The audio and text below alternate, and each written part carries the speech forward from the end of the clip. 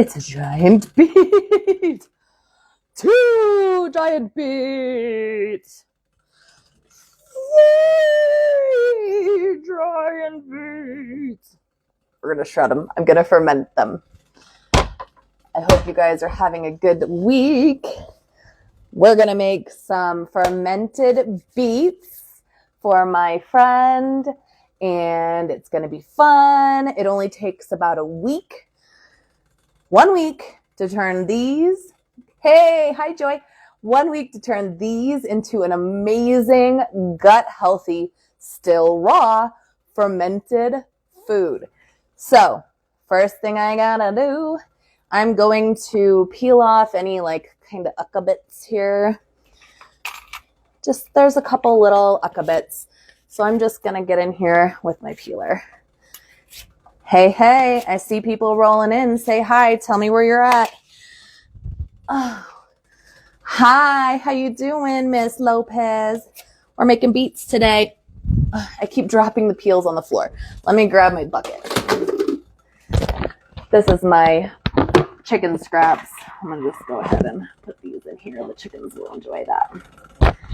You know what I should do? Now that I'm thinking about it, maybe, what is that? Peaked peeler? Oh my gosh, I love this peeler. I have never been able to find this peeler again. I found this at like a little gadget store. I've looked all over online and I've never been able to find it again. I love this peeler. It is my favorite peeler out of all the peelers I've ever owned. So you just like swipe it like so. It's so easy. My hands are going to be red. That, you know, you might be able to find it. I would maybe go look on Amazon and look for like finger ring peeler. That's probably what I would search and see if you could find one. It's my favorite. I like threw away my other peelers. This one's so much easier to use than like a holding peeler. Okay, so I'm getting the yucky bits off. I'm going to shred this in my food processor because I don't have 1,000 years to sit here with a box grater. So we're going to shred it in my food processor. I have a Ninja combo guy. So this machine does blender. It has little blender cups, and then it also has this nifty option to do food processing. So I can shred, I can slice, but today we're going to shred. So the thing with fermenting any vegetable is the smaller the pieces, the faster it will ferment. So when you shred it, it's going to ferment a heck of a lot faster than if you do like slices or even like, you know, French fry style or any of those. So I'm just going to cut like the top off of the beet. I saw the cutest video the other day where she like used the beet to put on blush. I literally don't wear makeup. Let's see. Can you tell? It's not going on there very good. Oh, look at me. I have color in my face. I stopped wearing makeup like 6 years ago. Hey. Well, would you look at that? I'll put on my lips. Look, guys, I put on makeup for you. Do you feel special? There we go. Why waste it when we got it? So glamorous. Okay. So I'm going to cut this down into more manageable pieces here. Like this. And then into the food processor it will go to make shreds. So let's take a look. I'm actually infusing some oil with some beetroot right now. And I'm just thinking, dang, I should save all these excess pieces. I dehydrate them and make my own beetroot powder. Why would I waste these peels? I can make it into beetroot powder. Oh my gosh, what a good idea. So I might have to do that now that I've thought about it. Okay, back to our regularly scheduled program there before I got sidetracked. I need to cut these things up. If you guys have any questions on the process, what I'm doing, how long it takes, what it tastes like, it tastes very earthy. Fermented beets are kind of tangy and very earthy. They are loaded with polyphenols. So anything that is red in color, so we're talking pomegranate, cranberry, raspberry, strawberry, beets, red cabbage, radicchio, any vegetable or fruit that is red in color is loaded in polyphenols. What are polyphenols good for, you ask? Your guts. They're amazing for your gut. And now these polyphenols, they don't really feed you. They feed the microbes that live in your gut. Yeah, you made Melly's lip gloss with the beetroot powder and the castor oil. How did that turn out for you? Did it hold the color? Did it transfer the color well? I'm making something similar to that right now. I have my little double boiler over here infusing the beets. It turned out good. Oh, good. I'm excited. It hasn't really given a whole lot of color to the oil yet, so I'm letting it go for a lot longer. Her recipe seems really nice. It's really simple, which is great. She puts out fantastic, like, beginner recipes. I really like her stuff. My thing, I've been making my own skincare products for 15 years now, so I'm a little more advanced in like how much I use of what and which types of oils I use. I'm like next level, a little further ahead in that game than she is. So my recipe is a little different than hers. Not much. It's similar. It's pretty similar. Yeah, I'm going to save these little like end slivers and put them in my dehydrator. Yes, it is going to be in my book. All of my recipes that I share on here will be in my book. 100%. Big old beet. I'm slicing it into chunks and we are just shredding them. I had the most amazing news yesterday. Hey girl, hey, Holly's in his house. If you guys have followed me for a minute, you saw my talk with Melly, saw the sauerkraut thing. If you caught my targeted microbial therapy class, that talk caught the attention of a pretty famous person in like the health and wellness holistic world named Sally Fallon.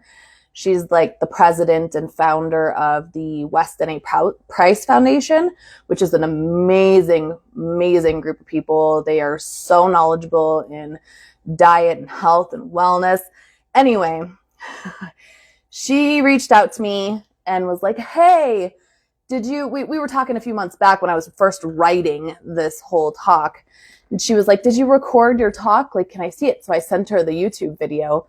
And she wrote back to me and was like, well, that was fantastic. Let's do that at the conference. And also, can you do sourdough as well? And I was like, yeah, I could do sourdough. I could do sourdough in my sleep. That sounds like fun. So how cool is that? I get to go and speak at a convention.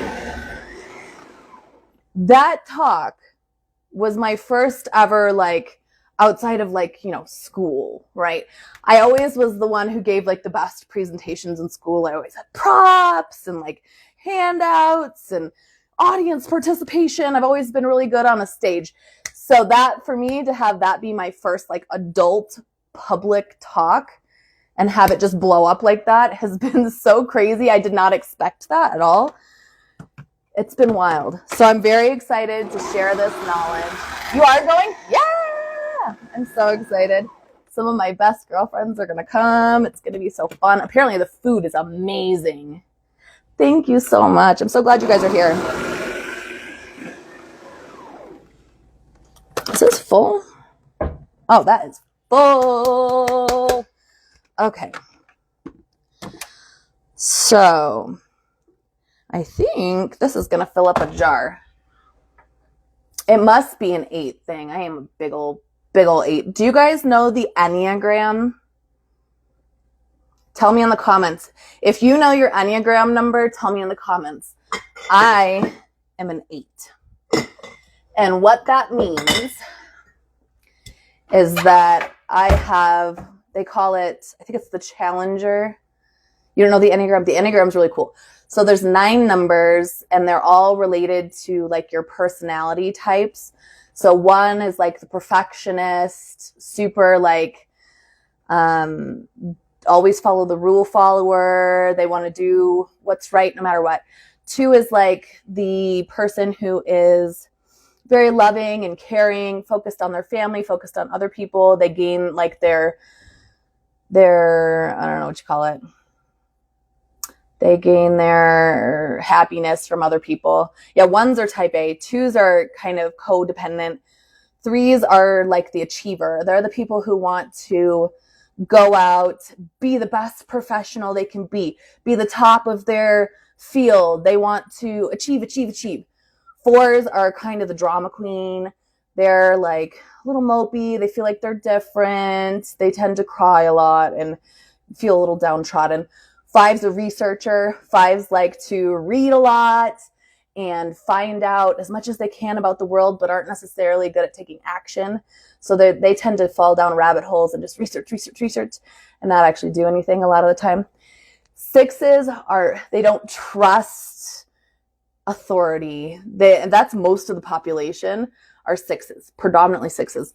They don't trust other people to be in charge of their life. They are worried. They are stressed. 7s, the wild child, they're your FOMO friend who always wants to go do the most exciting, fun things. They don't want to miss anything, right? They're like, let's go party. That's your 7. If you have a friend who's like, if there's a party, I'm going to be there. That's a 7. 8s. Oh, I know my shit. I studied the crap out of this Enneagram stuff. I love it. The 8 is the commander. The 8 is like the dominant. They're the alpha. They're the person who brings people together. They create community. They're in charge. When they enter a room, people pay attention. I'm an 8. That's what I do. I command a room. And I love it. And it makes me happy. 9s are the people who just go along to get along. They don't want to start conflict. They just want to like do what they have to do to not have to fight with anybody. That's what 9s are. So there's your quick rundown of the Enneagram. ADHD. Yeah. That was one of my ADHD rabbit holes. So what do you guys think you are? Just based off of those descriptions. Tell me in the comments what you think your type is. I'll be very curious what you guys say. Yeah, I'm an 8-wing 7 too. I definitely have a strong 7-wing. I love a party. You're a 9? Yep. 9s are awesome. I love 9s. I really do. 9s are fantastic people. They're like so chill. Make this into a reel. I will. Okay. Let me rinse my hands because I've been picking stuff up off the floor. Okay, here we go. Yep, that's right. You think you're a 9 too? My mom's a 9. 3 of my best friends are 9s. I actually have a lot of 9s in my life. But 9s are great friends for 8s because 8s will like grab the 9s and like, let's go do stuff. 8s are great friends for everybody. Let's be real. The 8 is the one who motivates you, right? They're the one who's like, you know what? You can do this. I will show you how to do it. You can do it. There's no excuses. You could tell if you saw my talk. I don't play. I'm like, I'm going to teach y'all how to do it. You want to learn? I'm going to teach you. Okay. We have a bunch of beets. Don't like conflict. You shut down. Yep, that sounds like a 9. I need my scale. What am I doing? Hold on. This is tricky. The hype girl. Yeah, 8s are hype girls. And usually they say that 8 is the more like masculine personality. So generally, a lot of times 8s are men because they tend to like, in childhood, they tend to like dumb us down and try to make us be more meek and mild.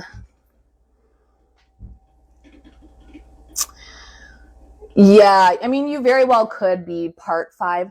So the way the Enneagram works, it's kind of like a pentagram, and each of the types has a triangle. So the 2 and the 5 and the 8 are a triad together, and the 1 and I think it's the 9 and the 5, or no, 5? I don't know. I'd have to look at it. You can look it up. Look up the Enneagram triads. So each of these triads, we tend to go to different parts in different times of stress or times of strength.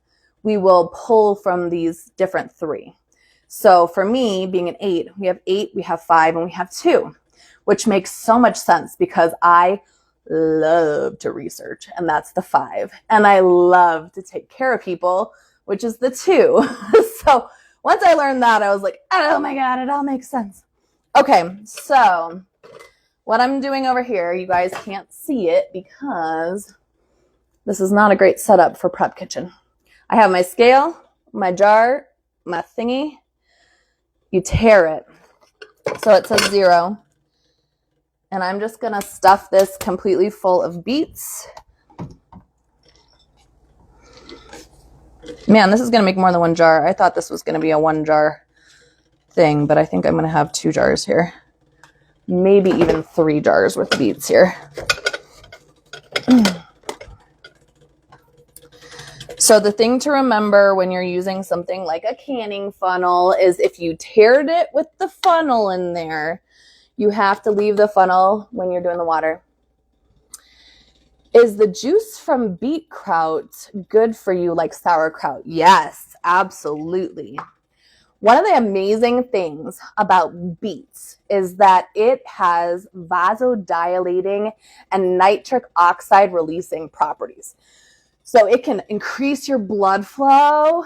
It does some powerful stuff in the body. Oh, that was only 3 beets, and I still have 3 beets left.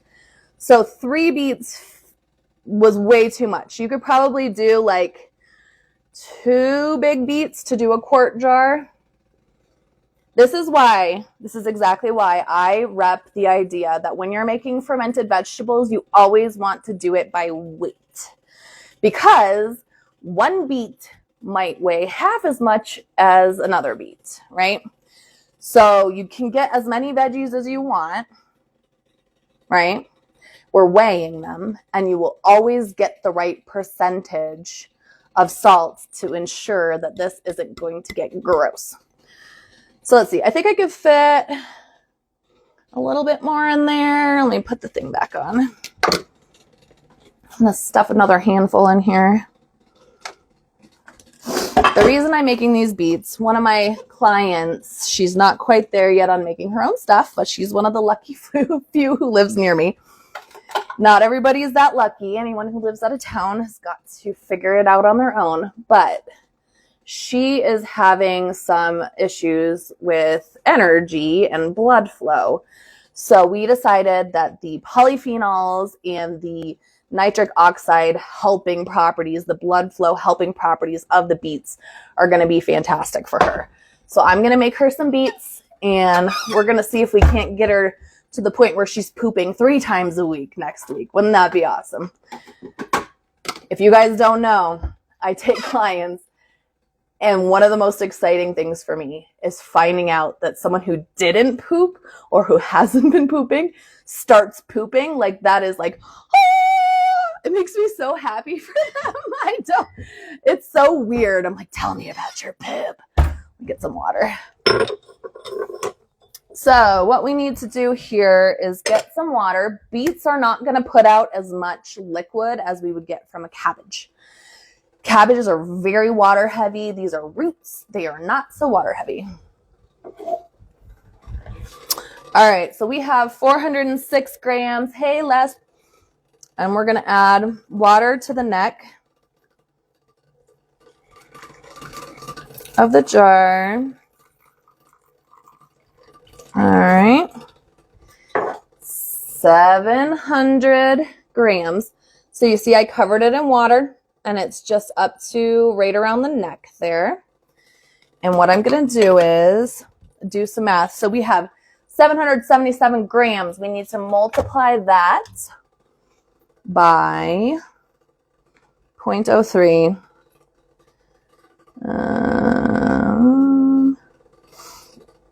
Sorry, I have questions in my text messages.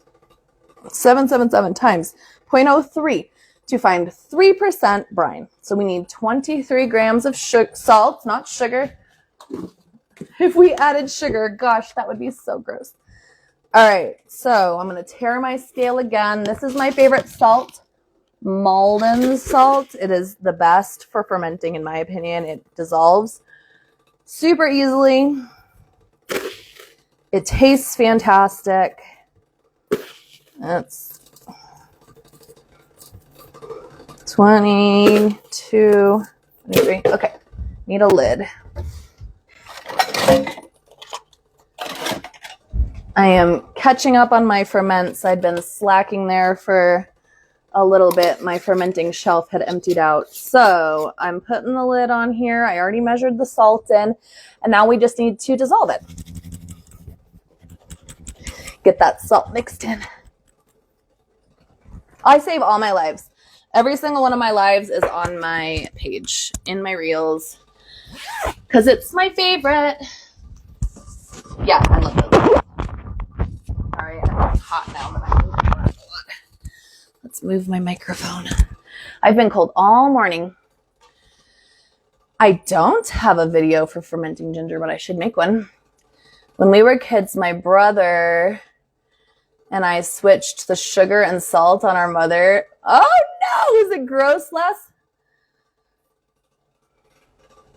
Yeah, no, I save all my lives. I don't, honestly, this is my preferred modus of communication with you guys. I much rather go live and actually talk to people than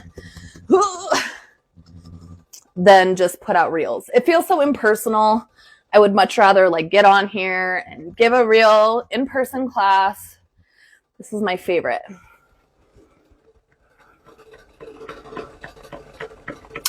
You're trying to ferment ginger right now, but it's not working. Are you doing ginger and salt, or are you doing it in honey?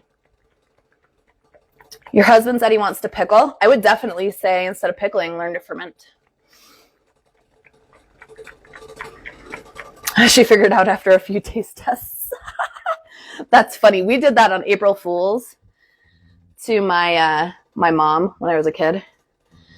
Oh, look, I lost a lot of the liquid. I'm going to have to add some more liquid to that.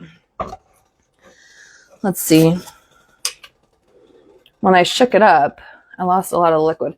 But that's okay. The nice thing about having a 3% brine is I can add a little bit more if I need to.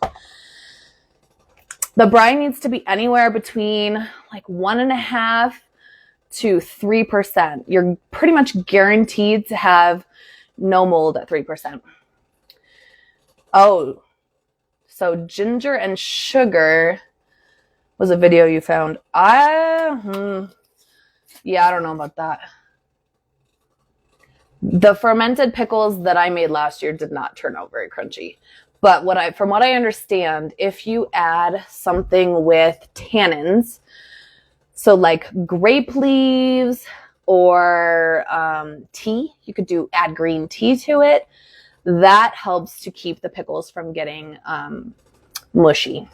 I also think I might have fermented them too long. I kind of put them down in my fermenting dungeon and forgot about them. Let me grab a weight. Alrighty. So I'm going to open this back up. I'm going to try to drop a weight on top of it. I'm not sure if it'll stay down. I'm going to try to like push these down. Do you know what's really, really yummy for fermented ginger? Now that you've already like done that one, but whoop, oh snap, that's going to overflow for sure. What I love for fermented ginger is ginger and honey. Just kidding, it's too full. Once I put the weight in there, I overfilled it. There we go. Yeah, you might have let them go too long. So for fermented ginger, my girlfriend, Angela, made a fermented ginger and honey. So she just like peeled the ginger, chopped it up into like little bite-sized chunks. Whoop. I'm beating myself. Beat it! Chopped it up into little like bite-sized chunks. She covered it in honey, just like you were if you were doing like a garlic honey or an onions and honey. And then you leave it on the counter. Yeah, yep. Honey would be my first bet. If you did it in salt, thanks, Dawn. I'm excited. If you did it with salt, I'm not sure how it would taste. Ginger is more of like a sweet flavor, so I would definitely recommend doing honey. All right, this is like messy. One down. I have a bunch of beets left, so I think I'm gonna make a giant jar, a biggin. Okay, hold on. Put this on my fermenting pile there. My ferments are filling back up. I was slacking. I didn't have anything in the works for a minute there, and now we're back at it. Okay, get a jar. We'll do a big one. Half gallon. Game on. Okay. So what I'm going to do, since I know my thing's going to time out, since I'm shredding again, I still have to shred again, but I want to empty this out, is I'm going to weigh my jar, write down the weight. I'm going to pour this into there, write down that weight of the combined things. Last night my weight dropped. Wait, what is this? Last night my weight dropped all the way to the bottom of my sauerkraut. Oh, I hate when that happens. This is my first time. Tried several times after getting it out with silicone tongs. I gave up. Now it doesn't have a weight. It's okay. It'll be fine. Missed when you said how fermented beets taste. They taste very earthy. They're sweet and tangy and salty. They're really good. All right. So I'm going to write everything down here. Hold on.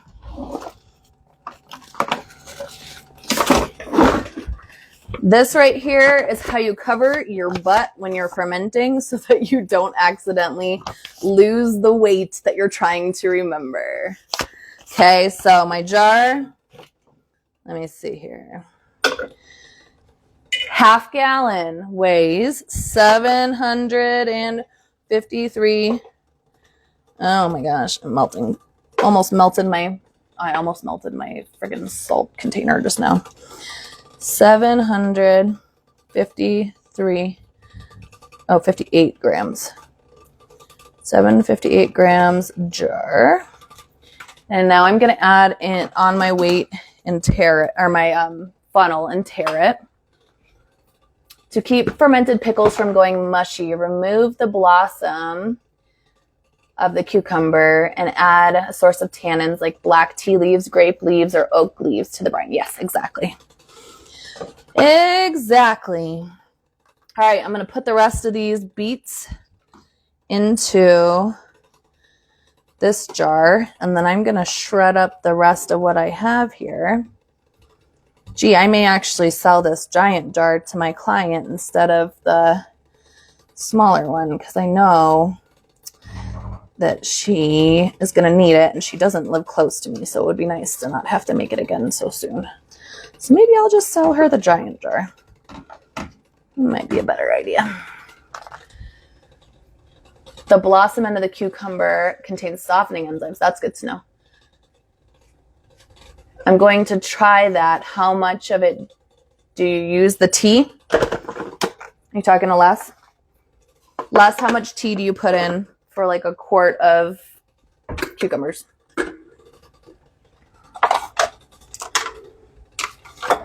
Les is my resident Canadian gardener friend.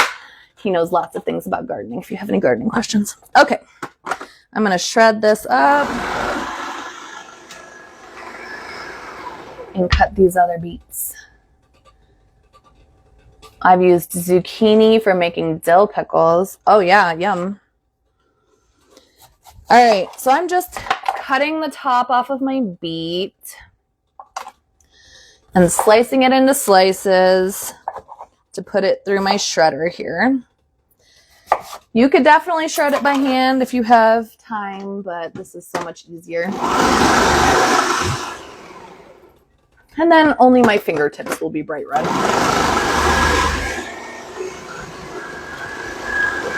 That one almost didn't fit. Ooh, yellow wax beans are yummy. Pickles. They make really yummy pickles. They have a nice texture. I like yellow wax beans too. All right. Cut this. And we're going to slice that up. Let's see if we can keep my scale from falling asleep on me.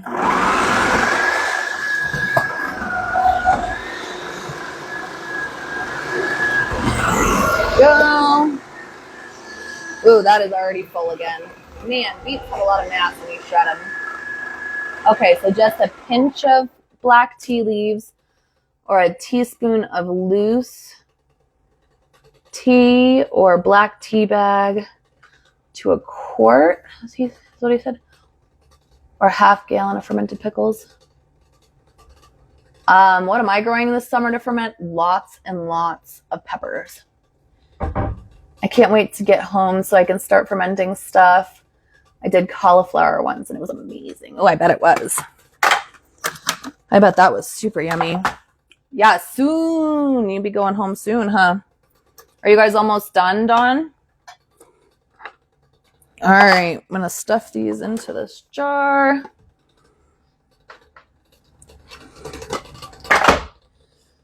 You know, you could probably do fast stuff while you're there, like salsa or something. Salsa only takes a couple days. That would be an easy ferment to do while you're out in a boot. Not home. Goodness, I can't believe how big these beets were. I way overestimated how many beets I needed. I still have another whole beet. And this half-gallon jar is already almost full. My husband's not going to eat fermented beets. This is not his favorite. He will eat sauerkraut. He will eat Brussels kraut. He doesn't like beets. He thinks they're too earthy. He's not a fan. And he doesn't like super sweet stuff. So like he doesn't like carrots really. So yeah. He's a special case. I think I can put a little more in there. My fingers are going to be red for like days. There's a lot of people here that sell fermented veggies at local markets. Oh, that's awesome. No, I'm going crazy. I'm getting my key for another. Yeah. Good call.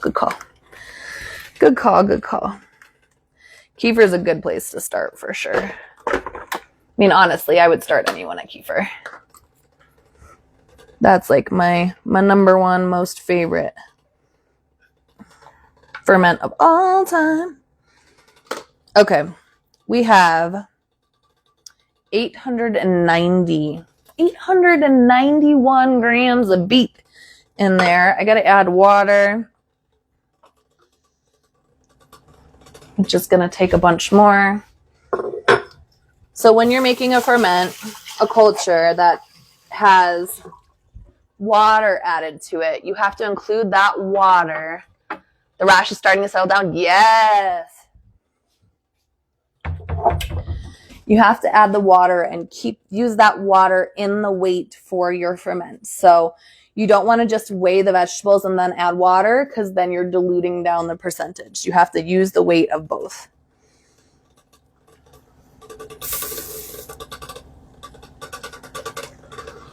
So I'm going to fill this jar.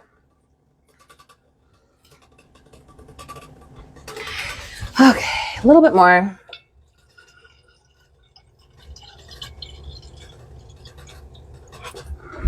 Little bit more. 1779. Let me see. 1779 times 0.03.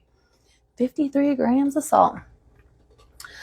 What I thought was papaya seedlings is actually something else. There's a bunch coming up. I think they're dragon fruit. Oh no. Did you cross your wires? Whoops. Mixed your seeds up less. I need 53 grams of salt. Oops. Oh no, I teared it. We're okay.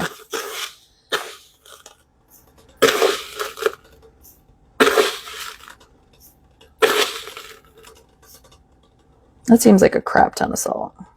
Why does that seem like so much? I'm doing the math right. It seems like a lot of salt.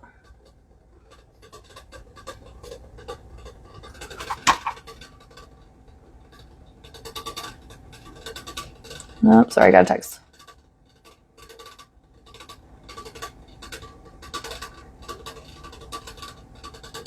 There we go.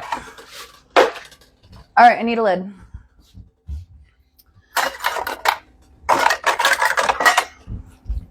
Got my lid.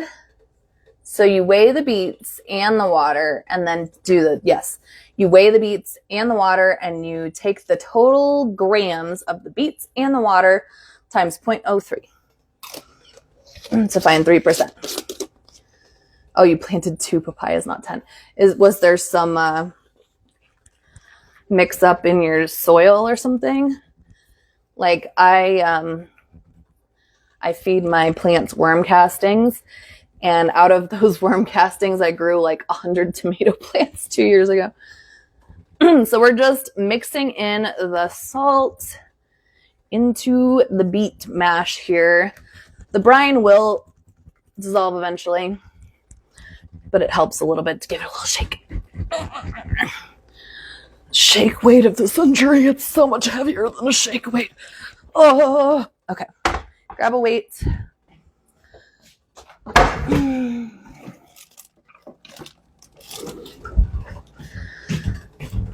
The thing that sucks about these kind of weights, especially in these bigger jars, is that yes, it fits through the hole, but it doesn't necessarily fill up the whole space.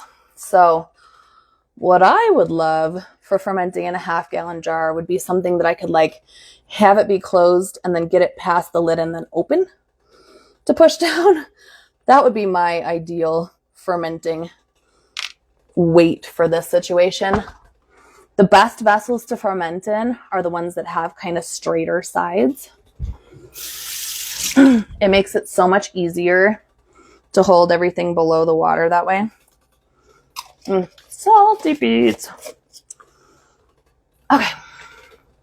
Another ferment down. Yay.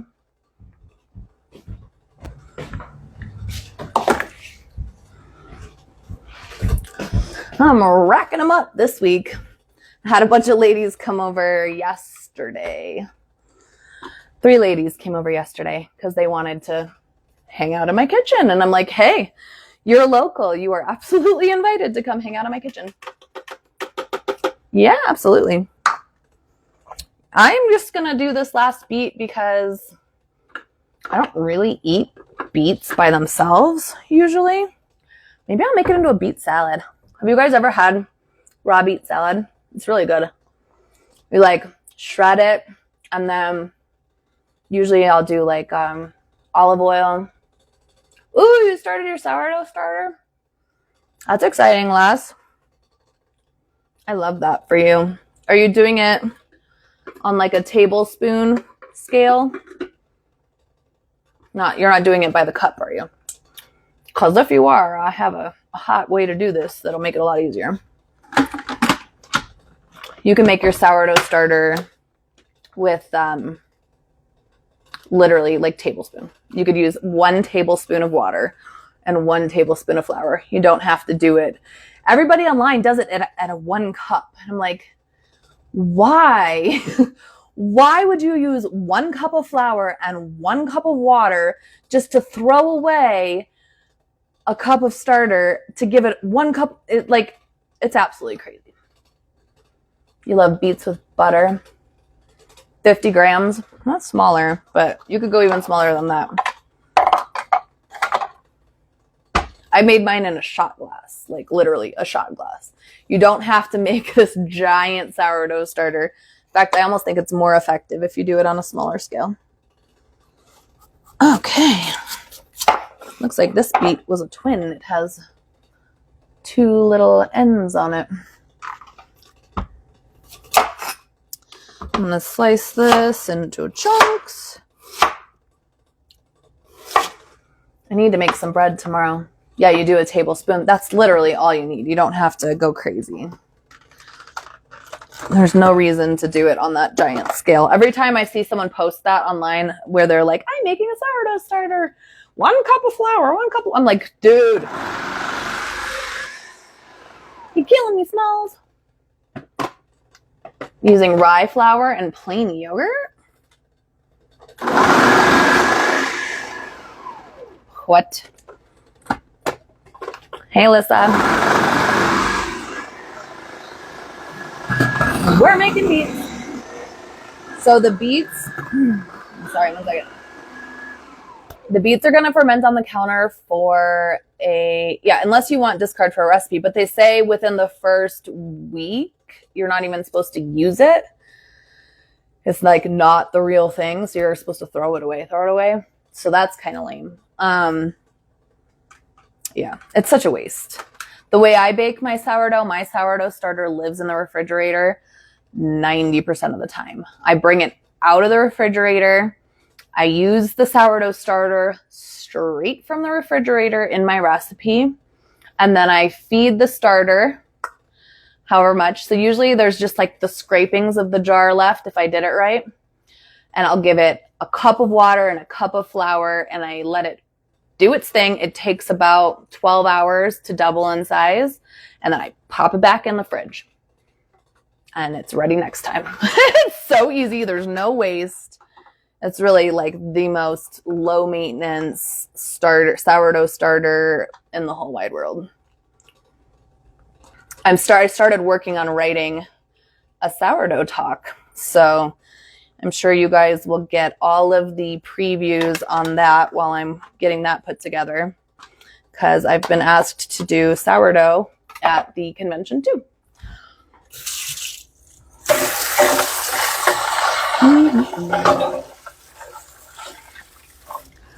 We'll see if my food processor is permanently pink now. It's very possible that it will be permanently pink.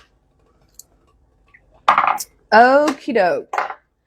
To ferment more or to not ferment more? That is the question. I think I'm going to make a salad because I really do like beet salad. How much is in there? It's a lot. It's a lot. I'm going to put it in here. Okay, so what I like to do for beet salad is it puts the beets into a bowl. Man, there's too many. They don't fit in the bowl. Beet kvass. I haven't made beet kvass, but my mom makes it with, she does slices. She doesn't shred hers. Let me look. Let me look it up.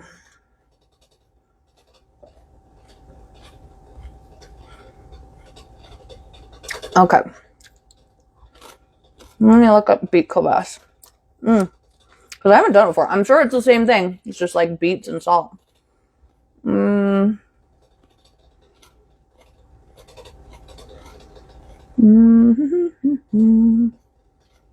Let's see what it says. I wonder if the percentage is different. All right, we're jumping. Let's see what it says. Oh, shut up.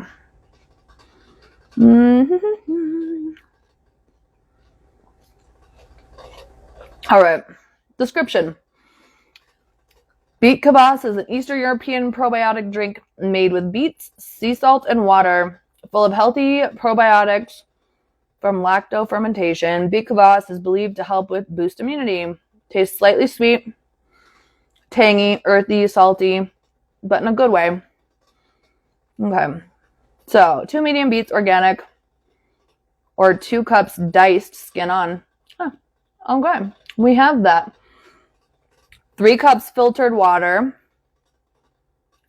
And 1 heaping tablespoon. Well, that's super precise. Let's see. Oh, my husband's on here. Hi, husband. So, additional options. 1/4 cup fermented pickle brine.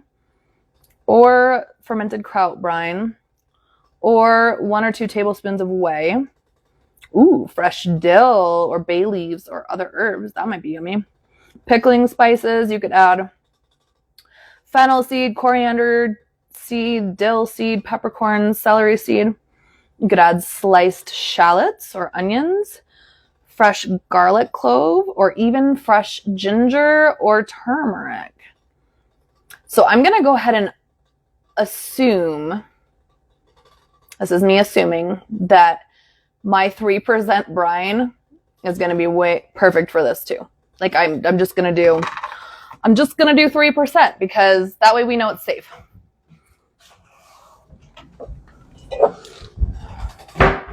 Well, here we go. We're going to make beet kvass. You guys want to make some beet kvass?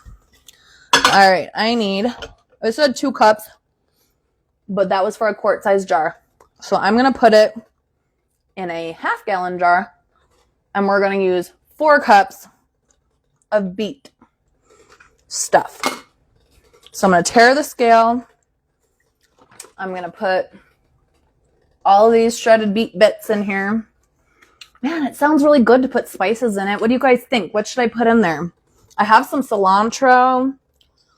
I suppose I could probably turn you guys so you can see what I'm doing. It's Beet Kvass. Kvass. Kvass.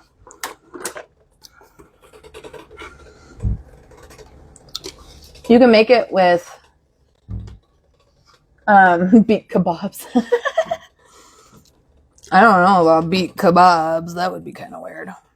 You would grill your meat to death in the process of trying to cook the beets, I feel like.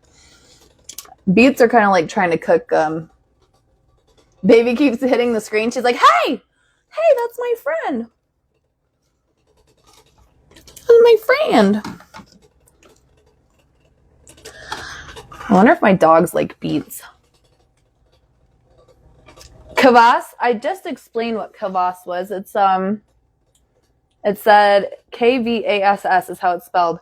It's a fermented probiotic drink from Eastern Europe. I tell you what, the Russians and the Polish and all of those Eastern European countries, they know what's up when it comes to health. They are not playing around. They are so good. Have I ever tried kohlrabi? I have eaten kohlrabi, but I have never fermented kohlrabi, if that's what you're asking. I like kohlrabi. I'm sure it would be really good fermented. All right, I'm going to just fill this jar halfway with beets. I'm going to make this into a salad. You didn't hear that part? Oh, it's okay. Yeah, Google it. There's a lot of cool information on that. They have it in the Nourishing Traditions book. All right, so I'm like halfway full, which is what we're going for. And I'm going to fill this up to the neck with water, filtered water. I'm burping up beets over here. They're so good for your liver and your gallbladder and your bile and your blood flow.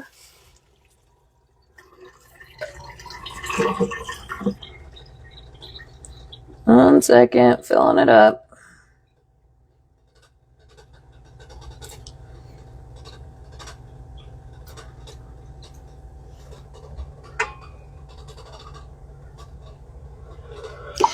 So what I'm gathering here, what this really seems to be, is just it's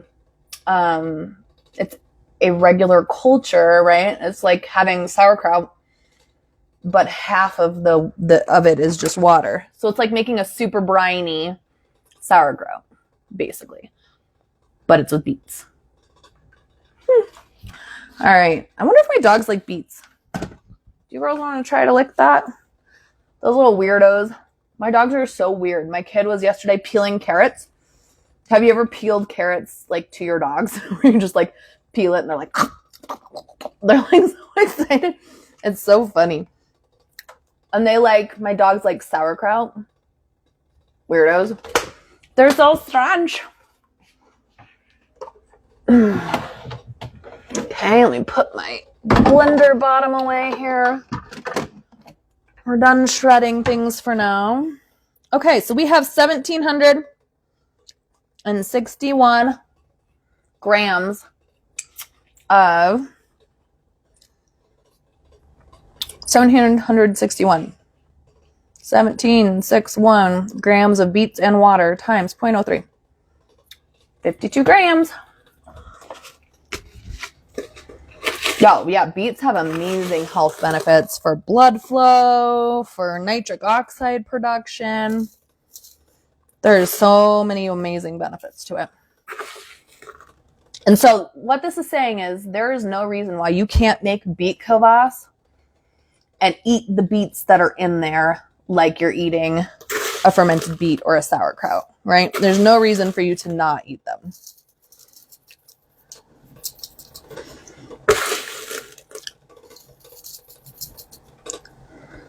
Yeah, a heaping tablespoon would not have been even close to a 3% brine. How do these people keep things from getting moldy? I don't understand why the science is so behind. Maybe these recipes are just really old and they just like they're just making stuff up. But like you want to keep it like pretty close. Palm peeler! Yay, send me the link. I love that thing. I want to see what you found. Because I looked all over for that stinking thing and could not find it. So I'm glad you found it. All right, so I'm going to pop the lid on here and give it a shake. If you missed it earlier, this is the peeler that they're talking about. This is my favorite peeler. So you just like put it on your finger, and when you peel, you just your whole hand. It's the best. Shake it, shake it, shake it, shake it, shake it. All right. Beet Kvass. It said 2 weeks to ferment beet kvass. So the most important thing when you're fermenting, well, the most important thing is to have the right salt brine percentage. Yeah, I peeled some of it. There was one that had some ucky bits, but the rest of them I didn't peel. Second most important thing. First most important thing with fermenting is to make sure you have the right salt percentage so that things don't mold and that you drop the level. You drop the pH level as quickly as possible. So that's why we have that 3% salt brine. That's number one, most important. Number two, second most important, label your jars with the date. If you don't label your jars, you are going to forget, and then Lord knows when you're going to get to it. And when you do get there, you're going to be like, when did I put this over here? I don't remember. 1/22. So this is 2 weeks. I'm going to write 2 weeks on here so that I can check. Thank you. I appreciate that. We're done with beets. Good job, everybody. Did you have fun? I had fun.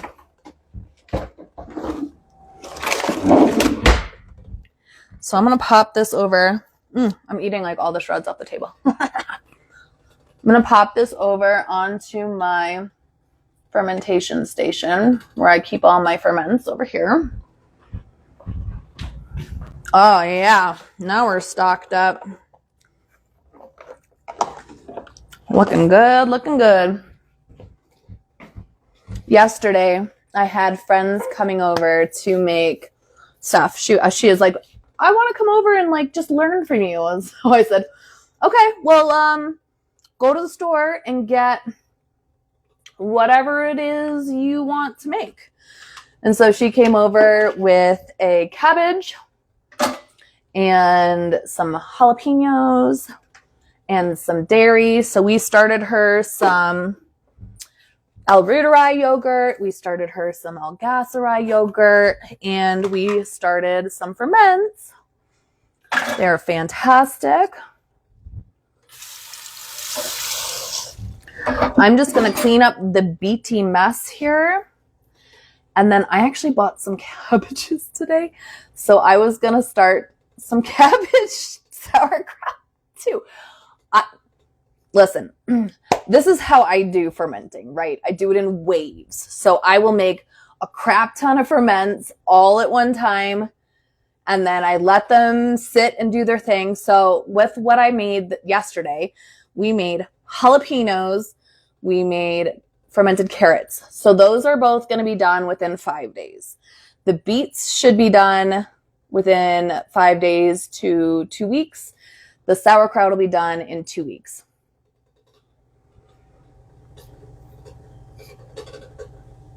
Oh, you have a little digital scale that you use. Oh, okay. I need a digital scale that goes all the way down to like single gram, because both of my scales do not measure to that low. They're like, don't even start recognizing till past like 10 grams, which is not small enough for making single batches of things like lip balms and stuff like that. So when Melly, if you guys watch Melly, she just does like tablespoons of things because it's hard to weigh stuff on that like small of a scale. But the reason I do weight for everything is because I scale things up. So when I'm making deodorants, I'm not making one deodorant. I'm making 50 deodorants. So I have to have the ability to take the weights and the percentages to scale the recipes bigger. Does that make sense?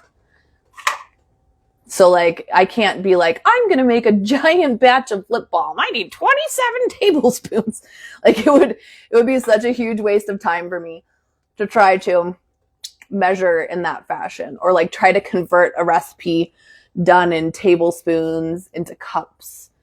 It's just like, it doesn't make sense. It's not like a logical way to do it. All right, I'm going to wash my cutting board real quick. We got to clean up our beady mess, and then we can move on to cabbage. You know, I could do a beet and cabbage. Oh, then my husband won't eat it. Here's the thing about picky spouses. He doesn't like beets. He's not a fan of beets. So I can't get too creative with that one because sauerkraut is that's his vitamin C source, right? Sauerkraut, if you guys didn't know, I'm about to tell you, sauerkraut is one of the best sources of food-based vitamin C that you can get. Like, way better than an orange. We're talking 10 times better than an orange. It's crazy. So if you aren't fermenting and eating, or at least buying fermented sauerkraut to eat during the winter, you are missing out on one of the most bioavailable vitamins and nutrient sources that you could possibly consume. Plus, if you eat a fermented food with every single meal, just like a tablespoon, as like a condiment, right? Just like, whoop, scoop a little on your plate.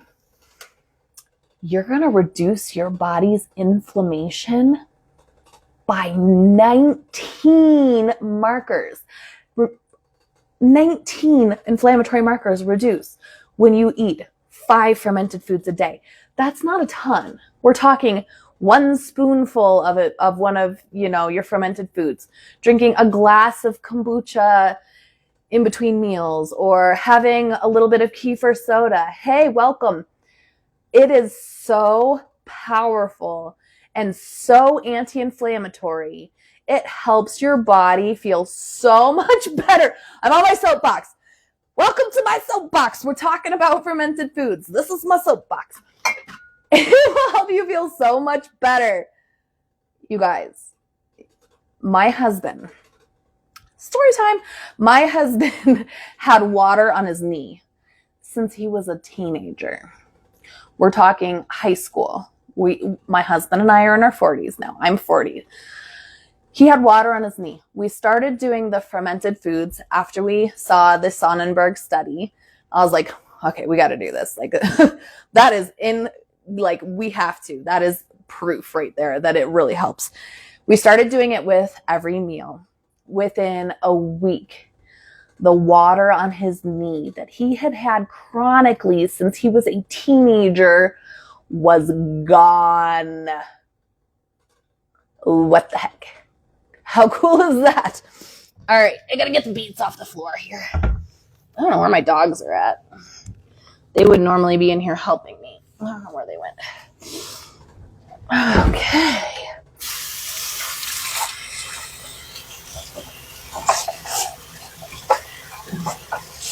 It's a good thing I did the dishes before all of this went down, because I am going to pile some more up here. All right, cutting board. Oh, there's still beets all over.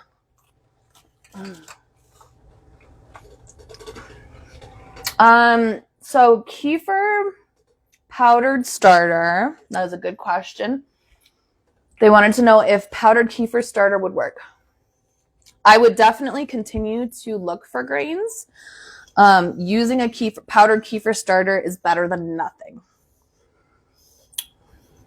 But it's not going to be as potent as it would be if you were using grains. So the difference between a powdered culture and live kefir grains. Live kefir grains can have between 30 and 50 strains. Individual strains of bacteria and yeast. The powdered culture, generally speaking, has like 4 or 5 strains. So it's not nearly as potent. Okay, get the beets off the stove. Gosh, they're everywhere. I made a mess, y'all. I always make a mess. Yeah, keep your eye out for grains because they are definitely the most powerful option. Yes, eating sauerkraut with every meal is a great idea until you have other options. Highly recommend. Highly, highly recommend.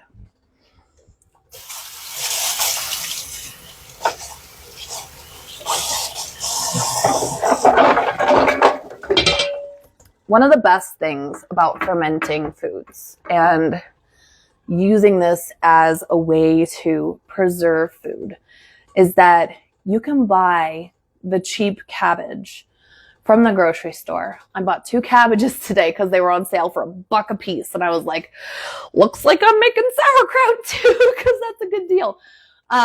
You could take that, and when you hear about like listeria scares and E. coli scares and those kind of things, when you bring that cabbage home, you chop it up, you give it to the microbes. You're like, here you go, microbes, this is for you. I hope you're hungry, gobble up. Those microbes will eat the listeria off of it. So if there was any foodborne contaminant on that cabbage, the microbes make it safe for you to eat it. It gets rid of the bad stuff. And not only that, but it takes the nutrients in that cabbage and makes it 10 times more bioavailable. So I'm going to do the jalapenos for 5 days is what I'm thinking. Let me show you guys. I used the spring. Oh yeah, I could tell you how to make the root beer kefir soda. The name of the salt I use is Maldon's. Maldons. And I am obsessed with it. It's my favorite.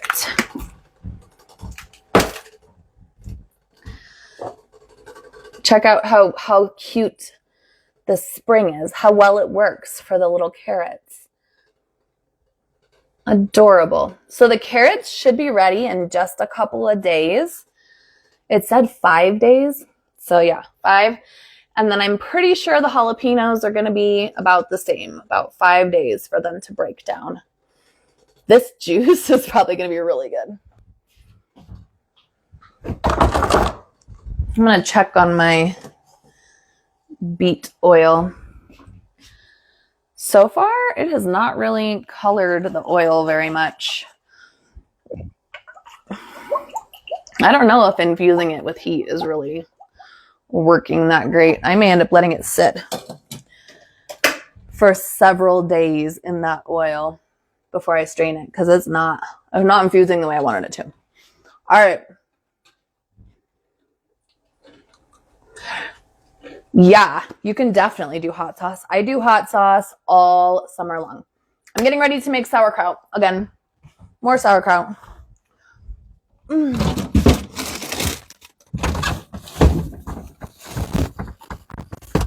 And I have, let's see if it's still good. I hope it's still good. I have some cilantro too.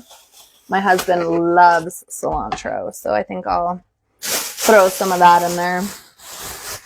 That's the nice thing about using weight. Nah, that smells kind of yucky. I might have waited too long. That's all right. The chickens will love it. I'll give it to the chickens. That's all right. We're just doing straight cabbage. So, sauerkraut time. We just did beets. Now we're doing sauerkraut. So, all we gotta do is peel off the outer layers of my cabbage till we get to the leaves that look nice. I know, cilantro is super, super yummy in sauerkraut too. It's really yummy. That's what I get for putting the vegetables into the fridge. For me, it's like ADHD, out of sight, out of mind. As soon as a vegetable makes it into the veggie drawer, I'm sad it's gone. Okay, peel this off. I got 2 cabbages. Now, 2 big cabbages like this is probably going to be perfect for my big jar of sauerkraut. I need to get this going because we are running low. Oh my gosh, sauerkraut is so powerful. Sauerkraut is one of the best foods in the whole wide world. It has Lactobacillus plantarum. Did you guys hear about Lactobacillus plantarum? Did I tell you all about it? Of course I did. The people who hear all the time are like, yeah, of course, plantarum. But the newbies might not know. Lactobacillus plantarum is so powerful for getting pathogens out of the body. So it gets into your body and it gets into your system. And Lactobacillus plantarum acts like it's food for the pathogens. But as the pathogens come up like a little chomper, grabs onto the Lactobacillus plantarum, the Lactobacillus plantarum grabs onto it and it disables it. And it takes it out of the body when it leaves. Very powerful stuff. You bought some flat cabbage last week. What is a flat cabbage? Tell me more about said flat cabbage. Is that a cabbage that's been run over by a car? So, here's our cabbage. I'm going to rinse my knife. Let me turn my camera. Let me get my scale ready. Let me grab a jar. We've got a jar. We've got a scale. We've got the thingy. Man, my whole house has been coughing for like a week. Made my first batch of sauerkraut yesterday. I have about 7 pieces floating near the top. Should I be worried? Do I need to open and scoop them out? They'll probably be fine. Honestly, it's not really a big deal. It'll probably be fine. You're only sitting it out there for 2 weeks at the longest. I wouldn't worry too much about it. You can scoop them out if you like. If it's bugging you and you're like a perfectionist and you're like, I want them out of there, they're annoying me, then you can scoop them out and eat them. They're food. All right. You guys want to watch me cut it this time? So, what do we do here? This is the core, right in the middle. Did I cut myself? There's that beets. No, that's blood. I did cut myself. All right, we're going to cut down the core just like that. See how the core is left over there? We're going to cut down the core. And I just cut down and I cut down. And I can cut some of this up. We just don't want the super hard part. You can take this and grind it up and put it into your kraut if you really want to. I personally don't usually because I have chickens and my chickens love them.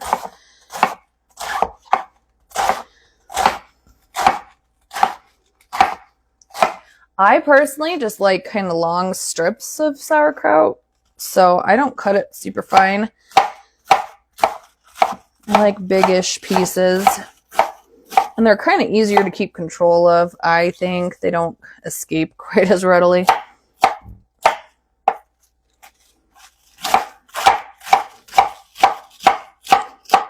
Rough chop it. Actually, let me get my bowl. I'm jumping the gun here.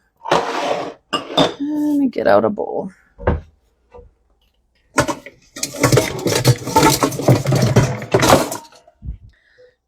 There we go. That's better. So we're going to put this one into a bowl because we're going to work this cabbage a little bit to help it break down the cell wall to release its juices. Add that to our bowl on the scale. The scale has been tared to 0 with the bowl on it. So we're just getting the weight of the cabbage.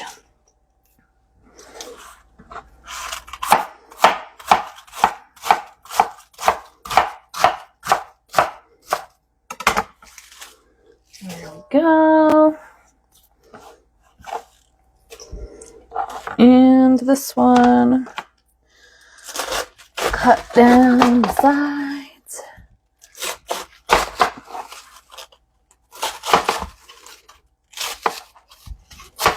I should run these outside before my chickens go to sleep for the night. They love a bedtime snack.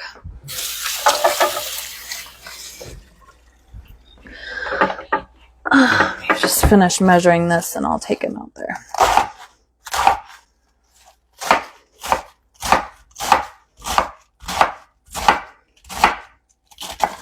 Okay.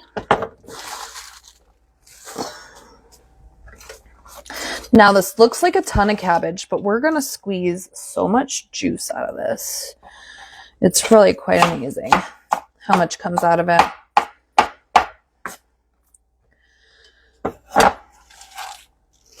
There we go. You definitely don't need any special equipment other than a knife to make sauerkraut. It's so easy. Bedtime snacks for chickens helps them lay eggs during the winter. Oh, yes. And my chickens have been laying eggs like champs recently. All but one. We only have one freeloading hen currently. We're not entirely sure which one it is. But I found out which chicken is laying our green egg. So pretty. Such a pretty egg. It's Little Miss Night. Which my kids still call all of the chickens boys. They're like, him, he. Like, those are girls. They're laying eggs. They are girl chickens. That's okay. My kids jinxed us. They named all of the chicken boy names, and then we ended up with half boys. You gotta name your chickens girl names so that they turn out as girls. Okay, we have 1,885 grams of cabbage. 1,885 times 0.03. 56 grams of salt. Good thing I got more salt yesterday.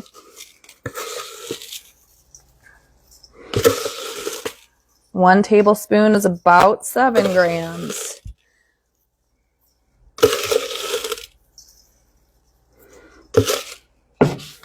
That's the end of that bucket. Okay, perfect. 56 grams. Oh my gosh. My seed fairy has been bringing me goodies. So excited. She's like, I'm bringing things to put on your porch. I don't know what she's bringing, but I'm excited. Tomorrow night, I'm having a seed swap at my house with some of my girlfriends from we have a little garden club, and they're coming over tomorrow night for a little potluck and seed swap. My neighbor works for Botanical Interests Seed Company, which is like an organic seed company that is local to Colorado. And so she's coming over. They get like returns to the company, and anything that gets returned, they can like take home. How crazy is that? Yeah, come on over, Les. I'll live stream you in. All right, so I'm just going to work this cabbage for you'll wear a wig. It doesn't have to be ladies. There's guys coming too. There's going to be kids here. There's going to be guys. If you were in Colorado, Les, you would totally be here. You know it. But Les is in the frozen north. So we're just massaging the cabbage, giving it a little 1-2 squeeze. And this is going to start working the juices out of it. Using my hand that doesn't have a cut. You've been wanting to do an online seed swap? Yeah, that seems cool and all, but I don't like shipping stuff. That's my biggest complaint. I guess if you're sending it in an envelope or whatever, that wouldn't be so bad. Well, I'm going to send you a package fairly soon, so anything I have left in seeds, you can go through with me if you want, and I can send you stuff. Yeah, everywhere is frozen right now. You're right. It's not just the north. Even I saw, did you guys see that it was snowing in Florida yesterday? What the heck was that about? Talk about weather, crazy weather. All right, this is cold cabbage. So here's the thing. You don't actually have to massage it. You don't really have to. You can just put the salt on there. Pop a towel over it.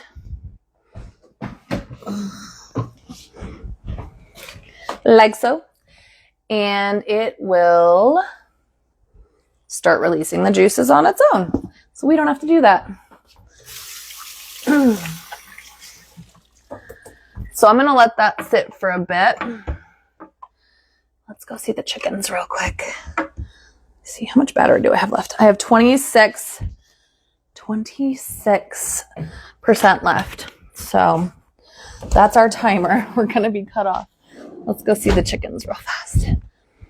I'll put on my boots. It's snowy out still. Yes, I'm going outside in a t-shirt. Okay. Kawiya. Oh, Holly named one of my chickens. Okay. Let's go. In fact, she named my favorite chicken. All right, let's go see the chickens real quick. Hi, girls. You want a snack?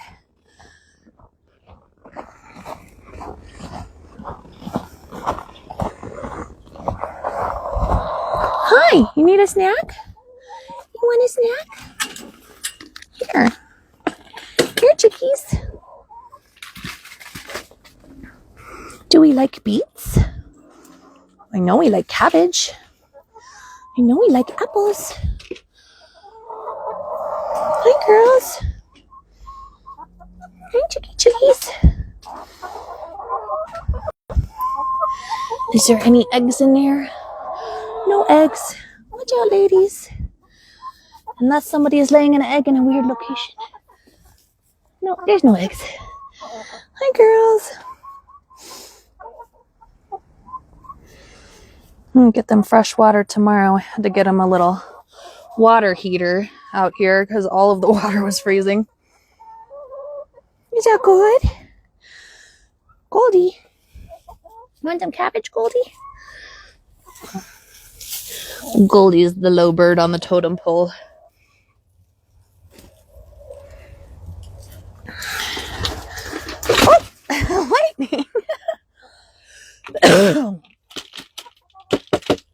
Okay. Well, that's enough of that. Okay. Can I switch you back? Here we go. All right. We're going to let them have their snack. We'll come back out and tuck them in a minute. Oh, this chair is in the way. Oh, I can't get out. There we go. Here you go, ladies. Have a good snack. I'll be back. All right. There goes those scraps. Man, it's so nice having in-house composters. They're very helpful. Woo, it's brisk out here. It's brisk, baby. I should take my glasses off while I'm outside for a second. Yeah, the sun's getting ready to go down. There we go. Okay. Gonna take my boots back off. Sock is falling off. All right. Oh, get off, shoe. Oh, I stepped in the seeds. Awesome. I just tracked a bunch of compost inside. Real nice one. Brr. I know I have no kids tonight. Kid free is the way to be. Okay. Let me grab my pounder and wash my hands because we were with the chickens.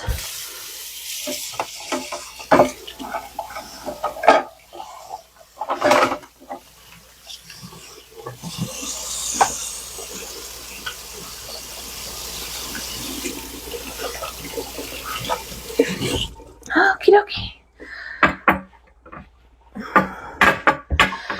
Yeah, you know I like to go live on Wednesdays because I don't have anyone here. Pounder. This right here is a kraut pounder. It has a fat side for a wide mouth mason jars and a skinny side for small mouth mason jars. Very helpful tool. The other day, the ladies who came over, I stuck them pounding the kraut for me. I was like, this seems like a good task for you. You want to come over and learn? Do the manual labor. So I'm just gonna beat it. Gonna beat it.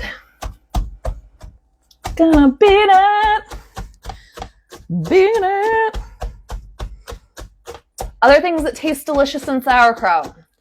You could add garlic, you could add onions, you could add caraway seeds, you could add mustard seeds. My husband likes it when I add the mustard seeds. Maybe I'll put some of those in here. What are you going to start making? What did I say? I'm going to take a sip of my water here. Hold on. I am thirsty.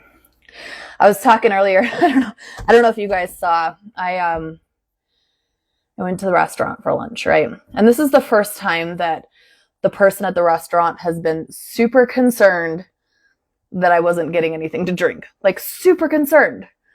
They're like, "What? You don't want water?" I'm like, "No, I don't want your filthy tap water." But also, I don't drink water while I eat. I drink my water between my meals. I don't drink while I'm eating. She was very confused. People like, "What do you mean you don't want to drink? That's so strange.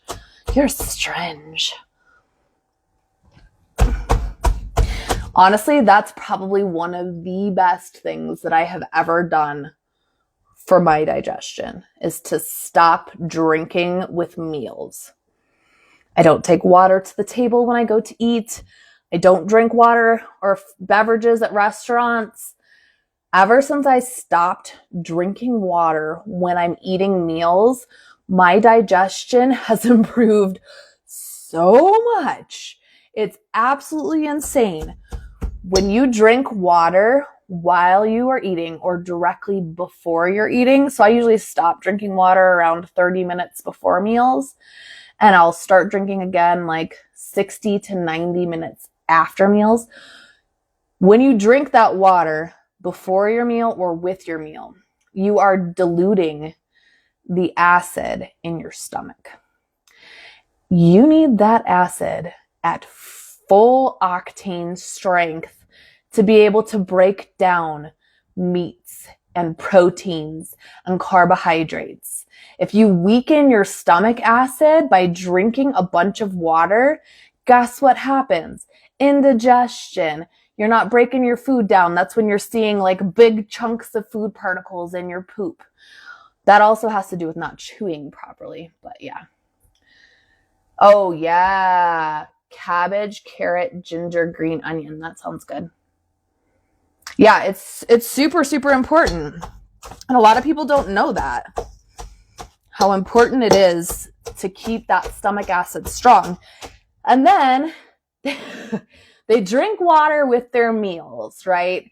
They dilute their stomach acid. Then they get indigestion and they think, oh boy, I have too much acid in my stomach.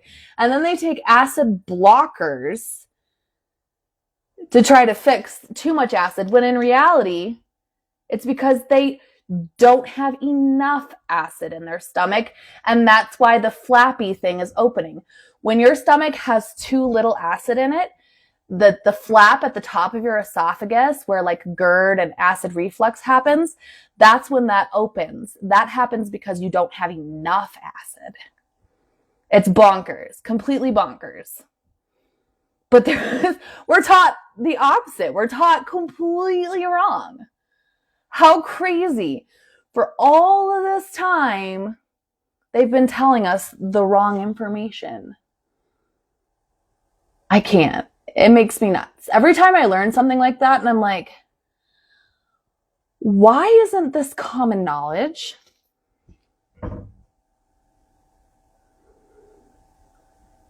Yeah, and my husband is still not on board with it. He still brings water to the table. It's hard to break those old habits. It's really hard to break old habits. And you got to do it a little bit at a time. I learned that one from Barbara O'Neill. Yeah, you can go look up Barbara O'Neill on YouTube. She's got tons and tons and tons of information on that, but she does not recommend drinking water with meals at all. She only recommends drinking between meals. So if you go do a search for Barbara O'Neill stomach acid, you'll find it. Yeah. Barbara O'Neill's awesome. I would love to be like the fermentation Barbara O'Neill, right? I don't like trust everything she says, but some of it definitely makes sense. Yeah, she has tons of good info. Like, I don't believe being plant-based is sustainable, personally, or good for you to be 100% plant-based. I think it's really important to get plant protein, especially if you are growing, or you have hormonal issues, or you have brain fog. Yeah, there's tons and tons of videos of Barbara O'Neill. I love her stuff. The good thing about Barbara O'Neill is at least she is preparing the beans properly.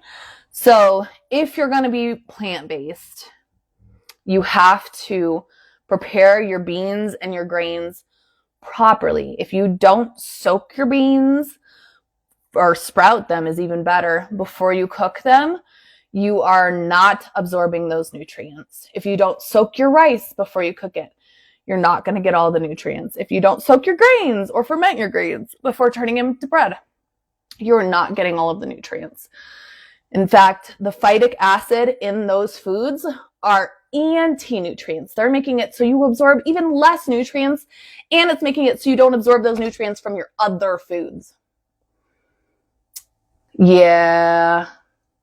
I did see that where they AI'd Barbara O'Neill trying to use her for their products. That was pretty messed up. I saw her come out talking about that. But that's the kind of stuff that happens when your face is on the internet. That's exactly why I don't put my kids' faces on the internet very often.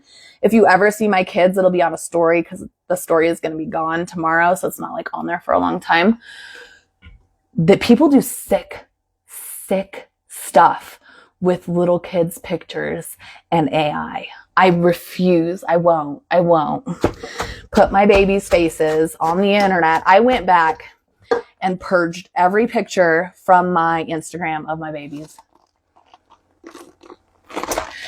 Yes, rice should be soaked regardless. Yep, definitely. So we're just beating down my cabbage right now, trying to break the cell wall so it releases the juices. You'd be shocked how much juice you can get out of 2 cabbages. It's crazy. So much. The ladies that came over yesterday, we made some sauerkraut, and they were like, wow, so much juice. Ideally, for soaking grains and rice, you want to do at least a couple hours. Rinse the rice thoroughly. So you like rinse it until the water runs pretty much clear, and then soak it minimum an hour. But if you could soak it overnight, like the day before you cook it, even better. Look up phytic acid and look up Nourishing Traditions. They teach all of those principles in the book Nourishing Traditions, how long to soak things for, why to do it, what else needs to be soaked. Okay, background. If you don't know about Nourishing Traditions is a cookbook based on the principles of the dentist Weston A. Price.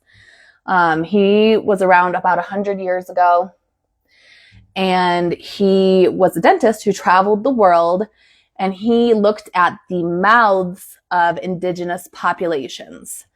And he found that the human Western diet causes dental decay, mouth crowding, teeth being crooked. When he went to these indigenous populations and he looked at their diet, which is ancestral, we're talking, all the organs. They eat nose to tail. They eat animal products. They eat fermented foods. They eat lots of salt, which we're getting in our lovely sauerkraut. They eat all of these super nutrient dense foods, and their mouths were not crowded. Their mouths had exactly enough space for all of their teeth. They have room for their wisdom teeth. They had perfect smiles. They had no decay.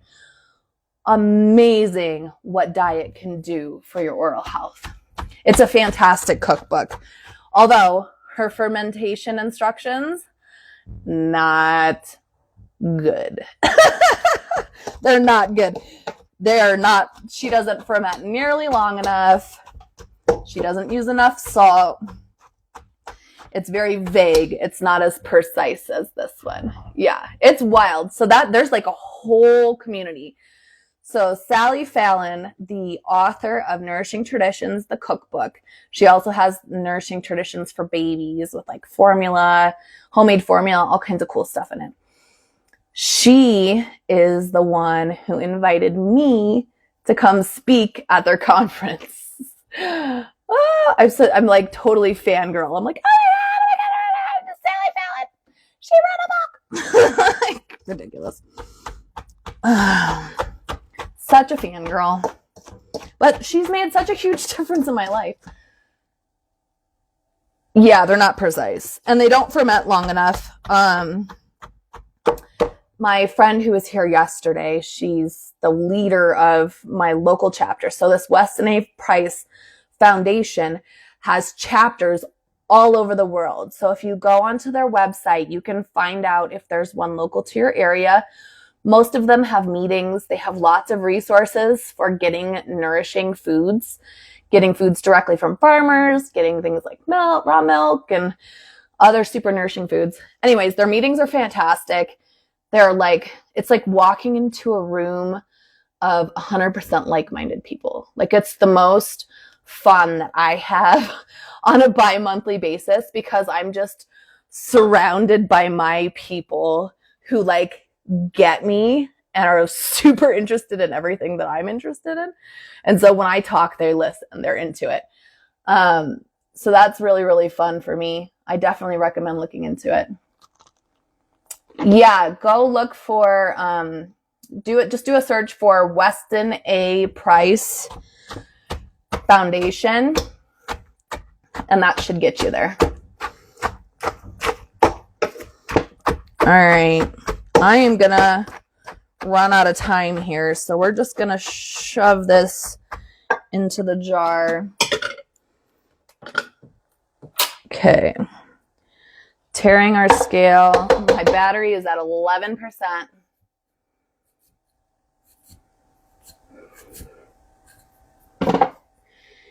You don't know why it's like that. I'm assuming, oh no, so I was started to tell you. So my friend came over yesterday and I was taking her through the fermenting process and like how to do everything. And she's like, well, I've been making Sally Fallon's recipe and her thing says a half or a medium cabbage and a tablespoon of salt and a quarter cup of whey. And you only leave it on the counter for 4 days. I was like, that is not long enough. She's like, so basically everything that I've made in the last however many years has been wrong. Yeah. Sorry. Oh, you had to plug in? Yeah, I can't plug this phone in because I have the microphone. And if I don't have the microphone, you guys wouldn't be able to hear me at all on this phone. So I'm just sticking this cabbage, salted cabbage. We're just shoving it into the jar here. And I'm going to push it down really good into the jar. Squeeze as much of that juice out as I can. Pack it in there. You're going to fit a heck of a lot more in there than you think.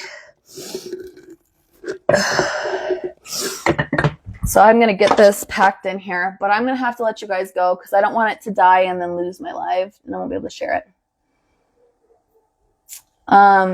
She had been following, yeah, she had been doing the recipe from the Weston A. Price book. She's like, so ferments, Vanessa, ferments are supposed to get bubbly. Like, yeah.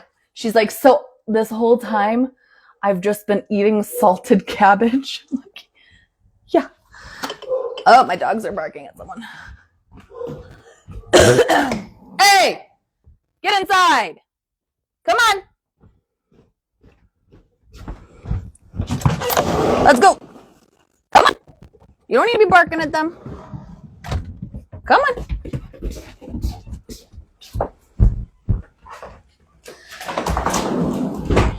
All hackles up. She thinks she's hard. All right. Let's see. My mother used to make pickled cabbage in an old crock brine, and it was packed down with a plate. Yeah, that totally works. I know, she was like, I've just been eating salted cabbage. I was like, sorry, friend. I didn't mean to ruin that for you, but yeah, kind of. It's just been brined. She's like, I'm doing an experiment. I pulled all of my old ferments out and I put them in my basement where it's warmer. And I'm going to let them sit out for a little bit longer and see if they will ferment. It's like, why not? Might as well. So we're just pressing this down really good to get the water. I don't actually need the scale right now.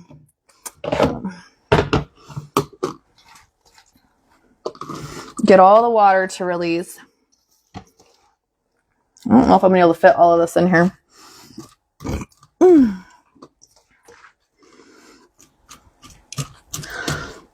There we go.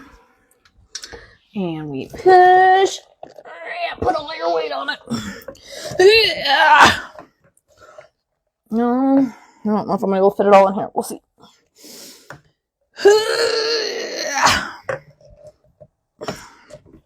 There's way more water in there than you think.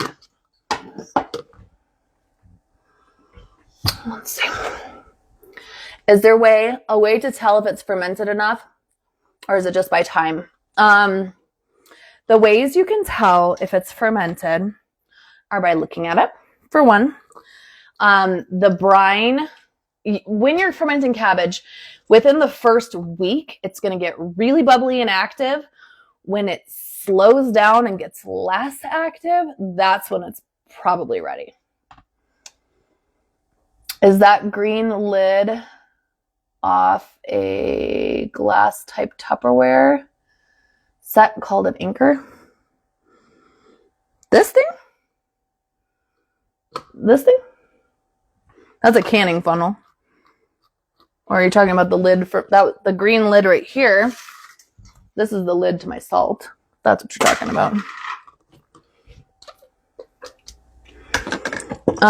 But yeah, definitely tasting it, looking at it, you'll see signs. The brine will go from really cloudy to clear when it's ready. Other than that, the time helps. And you may decide that you want it to be more sour or more broken down than other people. Okay, I'm going to have to hop off. It's been at 11% for a minute, but I have a feeling it's going to go from 11% to 1% in like 2 seconds. So I'm going to let you guys go. I might actually hop back on my other phone. We'll see how ambitious I am. But I'll talk to you guys soon. It was really fun. Thanks for hanging out with me.